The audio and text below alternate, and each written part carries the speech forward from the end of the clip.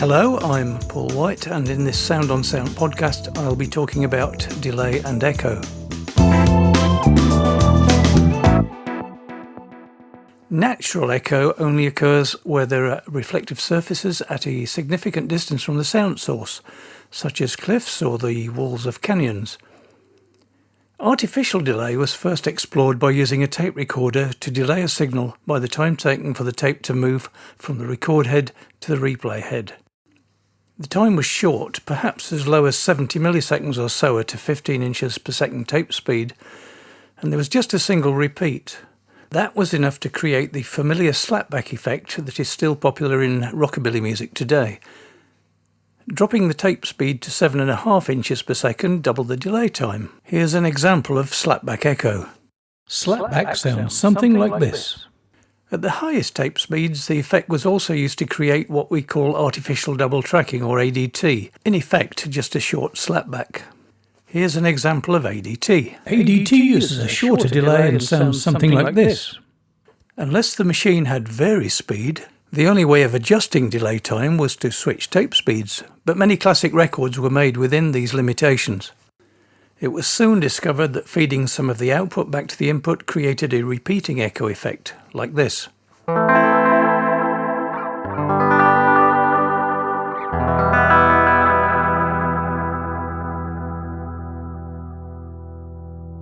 However, if the feedback level was set too high, the repeats would build up into an uncontrollable oscillation, an effect later exploited in dub music. Here's an example of runaway feedback.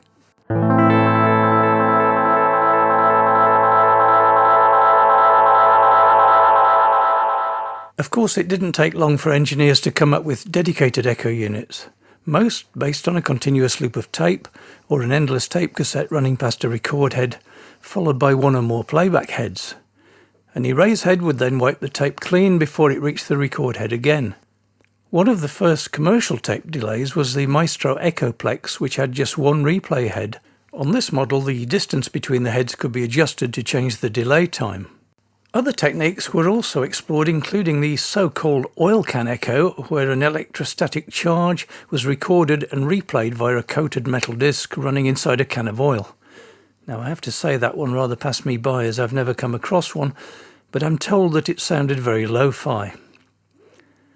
Another simple alternative was the Cooper Time Cube, essentially a system that used a loudspeaker to funnel sound down a long length of garden hose.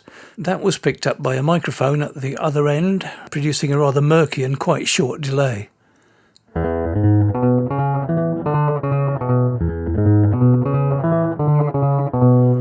Perhaps the most successful early non-tape unit was the Benson Echo Rec, which used a rotating drum and multiple replay heads instead of tape. The edge of the drum was wound with a special wire to provide a recording surface. By switching the various playback heads on or off, multi-head machines like this can produce different rhythmic repeat patterns, though on this particular model the drum speed couldn't be changed. Here's what it sounded like.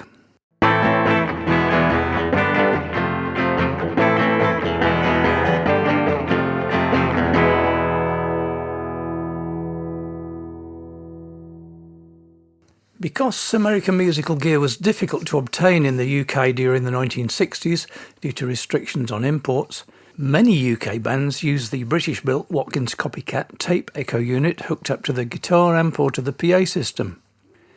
This was a tape loop device launched in 1958 with one record head and 3 playback heads. The Copycat became a top seller internationally and went through several incarnations. In later years, the tape-based Roland Space Echo became very popular, combining tape loop echo with spring reverb. The main problem with any tape echo is that the tape loop wears out fairly quickly, and as it does so, the delays become less bright sounding.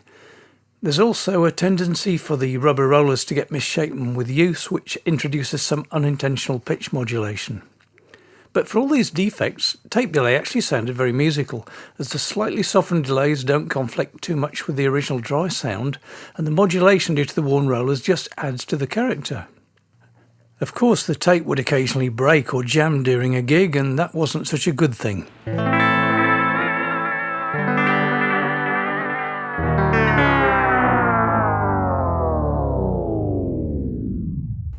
the late 1960s, engineers found a way to do away with all those pesky moving parts. This was all down to the invention of the charge-coupled analog delay line, often referred to as a bucket brigade device. And it wasn't long before we saw solid-state echo units exploiting this technology. The first unit I can recall was the British-made Carlsborough Mantis, released in 1970. In America, companies like MXR and Electro Harmonics went on to produce their own very successful solid-state delay pedals. Compared with tape, bucket brigade delays sound very dull, and the longer the delay time, the duller and noisier the sound becomes. A charge-coupled delay line relies on passing an electrical charge down a long line of cells. That's rather like a line of people holding buckets passing a quantity of water from one bucket to the next. So, the longer the delay line, the greater the signal deterioration.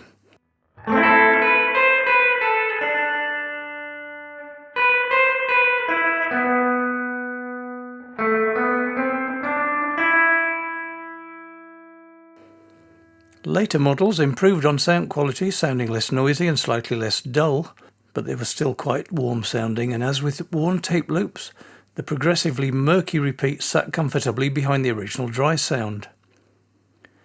There are several classic units based on this technology that are still made today, including the endearingly popular Electro Harmonics Memory Man. This model includes a modulation section to add either a chorus-style effect or maybe a little tape-style pitch wavering. The big leap forward came with digital delays, and today they are much more affordable and offer a much higher audio quality than they did when they were first introduced. They utilise the same core converter technology as a digital recorder, so getting a high-quality sound is no longer a problem, with 16 and 24-bit resolutions being commonplace.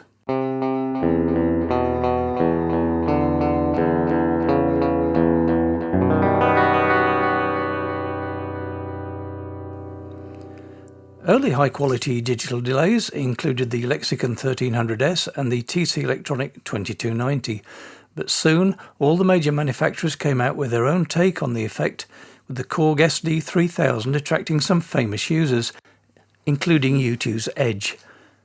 Boss also added digital delays to their pedal range, as did many other pedal manufacturers.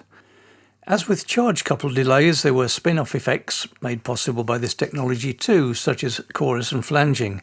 Both these effects rely on a short delay combined with modulation, and in the case of flanging, also some feedback.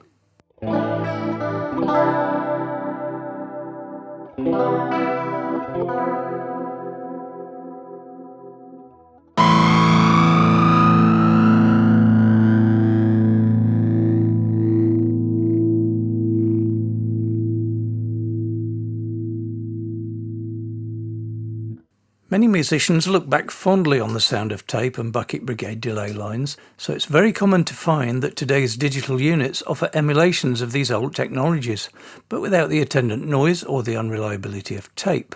While the obvious examples of vintage tape echo users include the Shadows, the Ventures, and of course Les Paul, those that followed, such as the Edge, David Gilmour and Brian May, have created some wonderful and distinctive sounds based around their use of delay.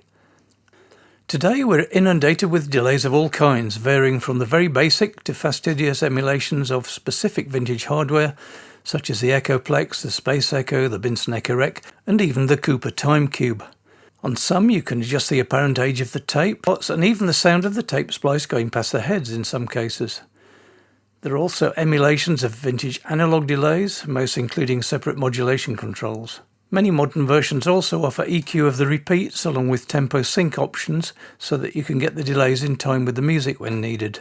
There are also delays that include more complex modulation and filtering, such as Papen's Delsane plugin, an example of which can be heard here.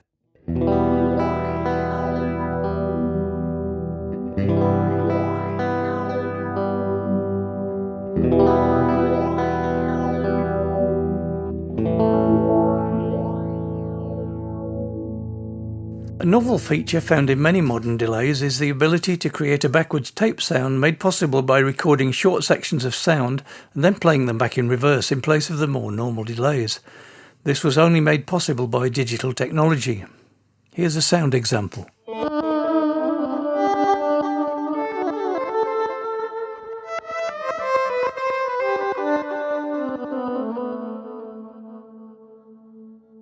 Pedal and plugin designers have really embraced the possibilities of digital delay combined with unexpected effects of their own choosing, opening up a large market for boutique pedals and strange plugins. Effects such as Output's Portal plugin that combine reverse delays and elaborate modulation with elements of granular processing, a technique that involves manipulating very short segments of music to create interesting textures.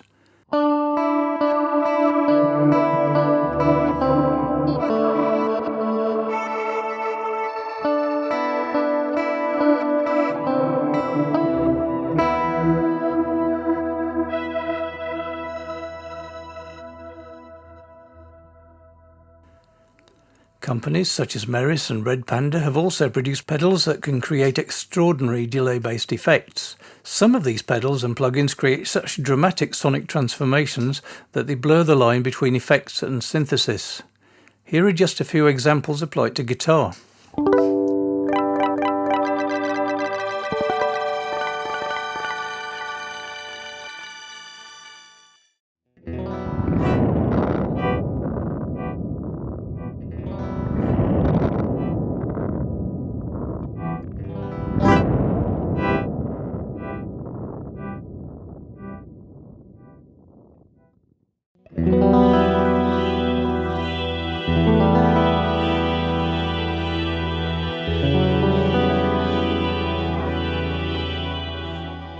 Well, that's all we have time for, but do visit soundonsound.com/podcasts to hear more. Thank you for listening, and be sure to check out the show notes page for this episode, where you'll find further information along with web links and details of all the other episodes. Oh, and just before you go, let me point you to the soundonsound.com/podcasts website page, where you can explore what's playing on our other channels.